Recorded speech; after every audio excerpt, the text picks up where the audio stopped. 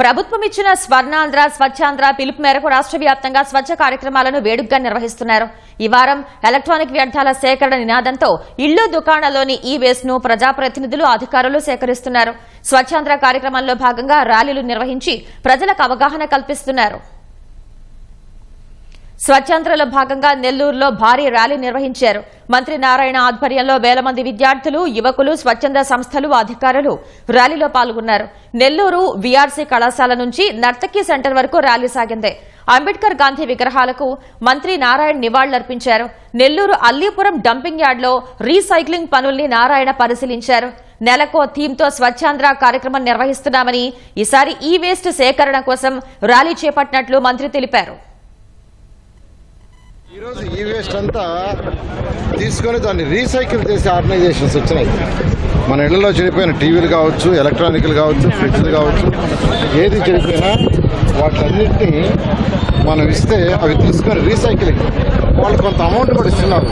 ప్రతి మున్సిపాలిటీలో సచివాలయాలు వీటిని తీసుకునేటట్టుగా ఒక కార్యక్రమాన్ని ఏర్పాటు చేస్తున్నాం. సచివాలయాలు ఏ సచివాలయకైనా ఈ వేస్ట్ ఇస్తే దాన్ని తీసుకుంటారు.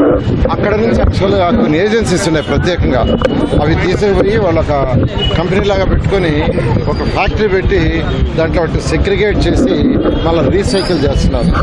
ఆ థీమ్తో ఈరోజు ఈ శనివారం, ఈ 3వ శనివారం ఈ నెలలో ఈ కార్యక్రమం చేస్తాం. నెల్లూరులో భారీ ఎత్తున విద్యార్థులు, అటు ప్రజాప్రతినిధులు, తర్వాత అధికారులు అందరూ పాల్గొన్నారు. స్వచ్ఛంద సంస్థలు వాళ్ళందరూ కూడా ప్రత్యేకంగా ధన్యవాదాలు తెలియజేస్తూ, ప్రతి ఒక్కరి యొక్క మనసు స్వచ్ఛంగా ఉండాలి, మన ఇల్లు శుభ్రంగా ఉండాలి, మన పరిసరాలు శుభ్రంగా ఉండాలి అనే యొక్క స్లోగన్తో ఈరోజు ఈ స్వచ్ఛాంధ్ర స్వచ్ఛ భారత్ కార్యక్రమం అవుతుంది.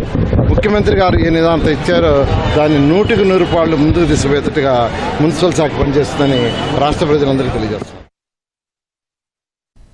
స్వచ్ఛాంధ్ర కార్యక్రమంలో భాగంగా టీటీడీ అధికారులు సుమారు 400 మంది స్వచ్ఛ తిరుమల పేరుతో శ్రమదానం చేశారు. తిరుమల నుంచి తిరుపతి వెళ్లే మొదటి ఘాట్ రోడ్డుకు ఇరువైపులా ప్లాస్టిక్ వ్యర్థాలను తొలగించారు. స్వచ్ఛతకు మారుపేరైన తిరుమలలో భక్తులందరూ చెత్త కుండీలను వినియోగించుకోవాలని టీటీడీ అదనపు ఈవో వెంకయ్య చౌదరి కోరారు. భాగంగా ఘాట్ రోడ్డు క్లీన్ చేద్దామని చెప్పడం జరిగింది. చాలా మంచి ప్రోగ్రాం.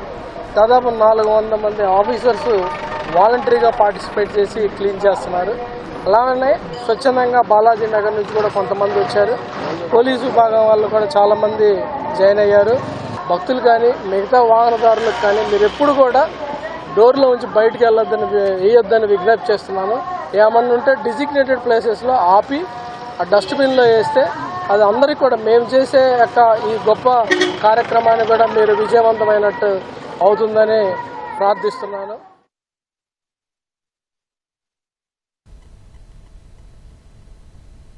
కడప 7 రోడ్ల కూడలి వద్ద MLA Madhavi, collector Sridhar, Telugu Desam party జిల్లా అధ్యక్షుడు శ్రీనివాసరెడ్డి ఆధ్వర్యంలో ఈ వేస్ట్ కార్యక్రమాన్ని నిర్వహించారు. నగర ప్రజల నుంచి ఎలక్ట్రికల్ వ్యర్థాలను సేకరించారు. ప్రజల్లో అవగాహన కల్పించేందుకు ర్యాలీ నిర్వహించారు. అనంతరం స్వచ్ఛాంధ్ర కోసం నిబద్దతతో పనిచేస్తామంటూ సామూహిక ప్రమాణం చేశారు.